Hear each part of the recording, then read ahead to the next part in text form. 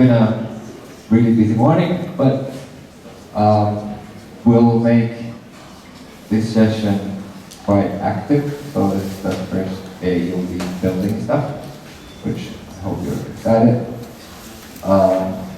Have you started on your paperback assembly? Hands up. Who has? Okay. Less than third. Can you make it until tomorrow morning?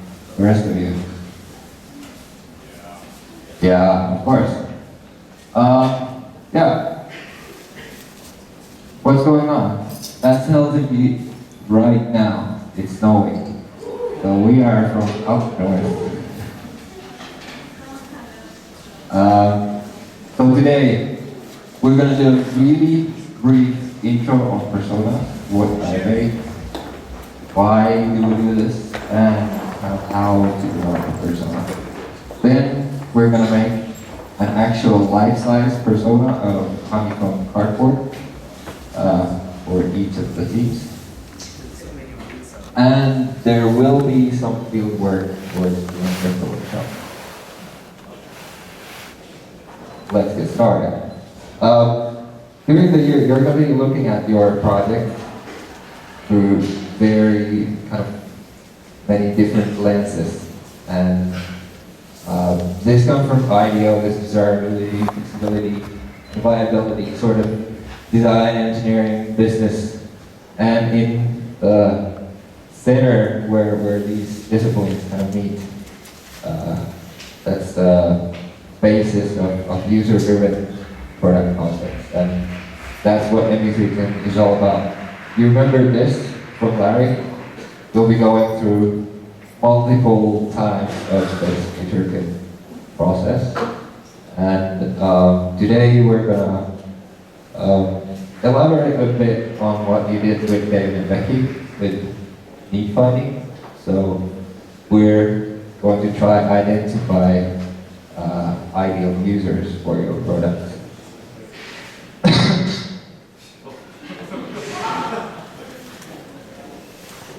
Larry said, which I think it's good to remind every now and then, that MV3 is always about the people. It's always about interaction, always about persons interacting with either other persons or human-machine interaction. It's about tangible communication. So we are going to be building today. And we'll start with the persona development. Empathy is really the foundation of human-centered design process.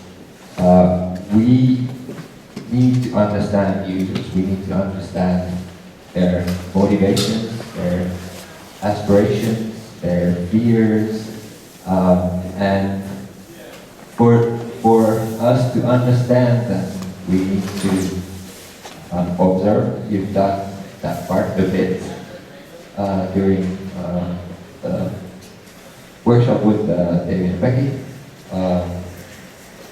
You need to engage, so you need to go talk to your possible users, future users. You need to show your prototypes when you need to test with them.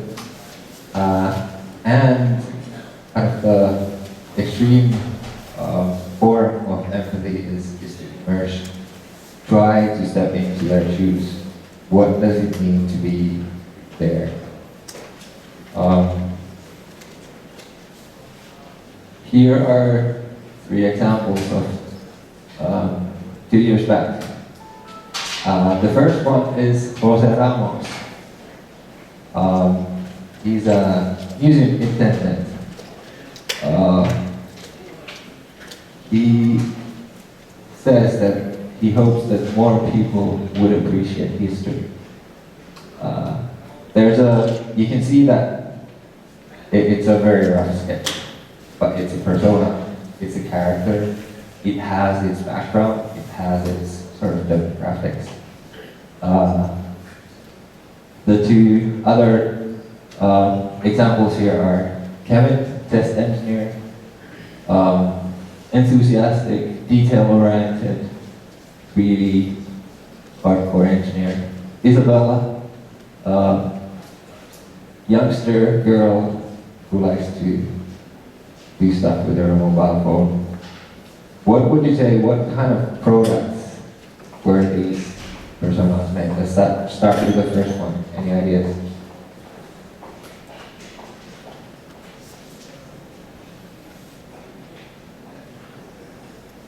Who wants people to appreciate history? Where might they work? Museum? Maybe like a new museum or system. Yeah. Did you see the final prototype of that project? Okay. Because that's basically what was sort of the end product of the project, in which this guy was the very first initial persona. So that was done in collaboration with Mexico. It was done for their National Archive Museum, how to present new things to young people who might not be that interested in going to museums. But you'll get the idea. Like, they are characters, and they represent sort of ideal user of your product to be. Persona is a user archetype that will help you guide decisions about product features, about navigation interactions, even visual design. This is sort of software-oriented definition, but it's a good statement. So what a persona essentially is, it's a composite character profile.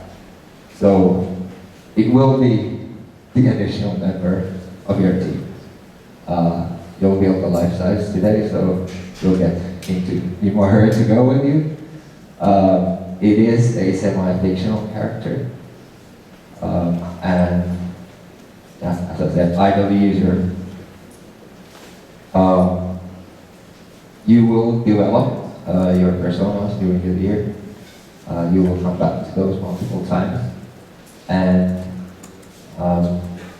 it's a sort of bank that you deposit what you learn from the actual users when you go out, interact with them, interview, test your prototypes, see what happens. And then you come back and you sort of develop a composite view of the user. These user profiles are actually right before winter presentations. So you can see, like, there's a lot of data already here with this group, which the team kind of discovered during their journey. So it embodies observations made in the field. It might or might not include typical characteristics, demographics, age, background. This basis trends, what's happening in the context of that user. Whatever kind of has an influence to the user itself, and how that user sees his or herself within that context. It is a work in progress, so bear in mind that it doesn't have to be accurate when we do it now. It's the really first version. So why? There is no such thing as an average user, and persona is not an average user. Remote controllers, there's a million different ones according to user preferences, but those are still developed for different kinds of users. Mostly engineers develop them for engineers, so there's lots and lots of buttons. Personas serve as a vehicle to speak about common characteristics within your user group. There might be really different individuals within your user base, but persona is the composite of the person who you are developing your product for. They're not made up. So it's your job to collect information and distill that and kind of bank that into the composite persona. We've had teams that have done although some pretty unorthodox stuff with their persona goal. This is a team from 2 years back, which was developing proton therapy for cancer treatment, and they had Brigitte, who is here under laser treatment. They went to a workshop in our school which has laser cutters, because they wanted to feel how does it feel to actually operate something like really high power, potentially very harmful thing on a person. And they tried to cure her cancer. And the experience was that it's extremely difficult. It might actually require some really special skills to develop a machine that you can operate. And of course, there was two sides to this experiment. It was the students exploring how does it feel to be the doctor who's kind of in charge of that person there under the laser. And also, what would it feel to the person who is kind of inside there? Kind of imagine yourself on that spot. How to go about it? The first thing is of course, as a starting point, how would you describe a person? What makes it a person? What makes it a character? It's a person plus a story to go with it. So persona is a person and a story. We'll do your life-size personas first, and this is, as I said, like an initial version. So with the first breakout session, we'll use the honeycomb cardboard, and you do your first sketch. You can cut it, you can style the script. It's yours to improvise. And there will be 2 more breakout sessions today in which we fill out your person and kind of populate it with additional information. I have handouts here for you for the first breakout. In that, well, the instructions are fairly simple. Are there questions? What to do? Go ahead. If we have to develop an ideal user for a product, we have to know which is our product. Do we know that already, or how should we do this? You probably don't know your product. You probably haven't explored even the design space even that much.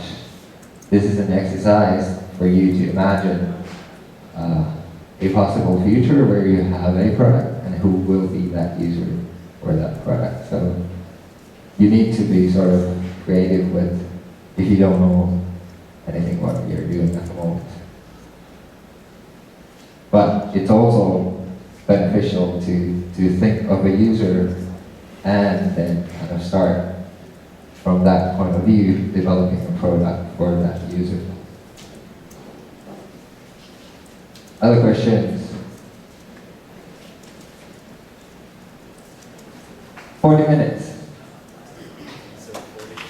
Come and get a handout, A1 cardboard sheet.